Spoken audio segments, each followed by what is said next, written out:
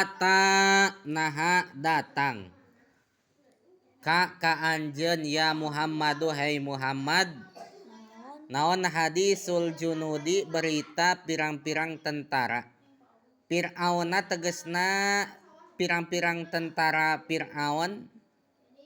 Fir'auna jeung tentarana wasamuda jeung tentara Samud jeung tentarana ari Fir'auna wasamud teh badalun eta jadi badal minal junudi tina kecap al junud wastugnia jeung dialap sugih naon bidik Fir'auna nyaritakeun Fir'aun an atbaihi tina pirang-pirang pengikut Fir'aun wa hadisuhum jeung ari nyaritakeunana atawa ari beritana itu junud annahum eta saesna junud tentara Fir'aun jeung Samud uhliku eta diruksak dihancurkeun itu junud bikuprihim kusabab kupurna itu junud wahada jeung ari ieu tambihun eta ketan jeung bihun naon cenah tambihun eta pepeling lain ketan jeung bihun tambihun eta pepeling liman pikeun jalma kaparo nu kupur ma bin nabi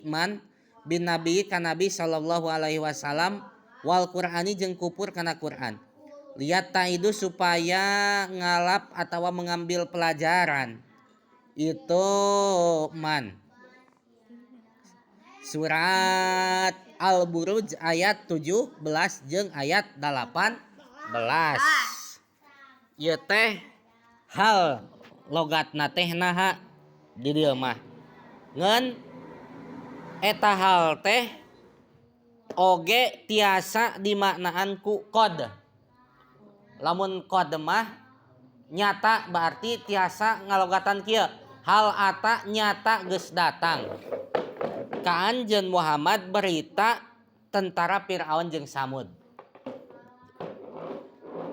janten hal teh bisa jadi bimakna qad anu logatna nyata sabab berita tentang raja Fir'aun raja Samud jeung bala tentarana parantos sumping eta beritana teh ka saha ka anjeun teh ka anjeun Nabi Muhammad sallallahu alaihi wasallam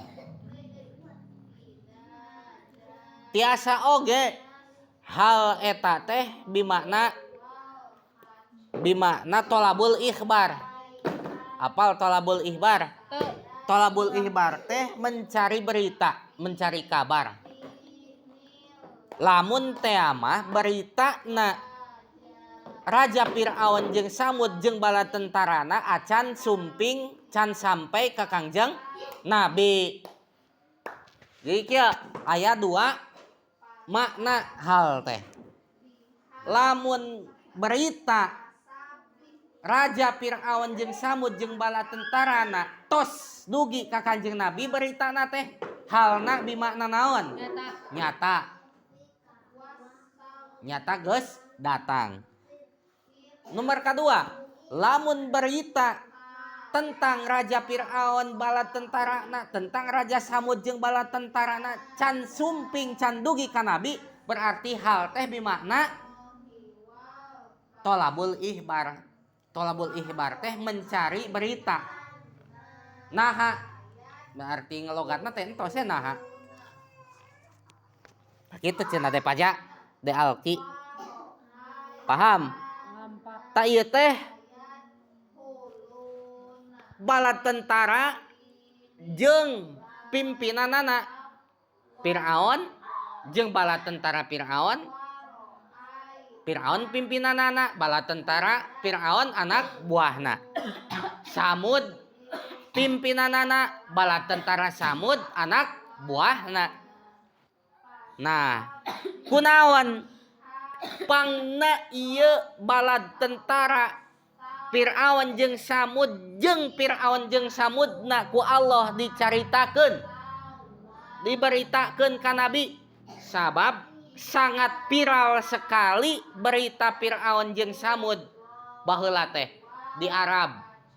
Jadi ku Allah dikisahkeun dicaritakeun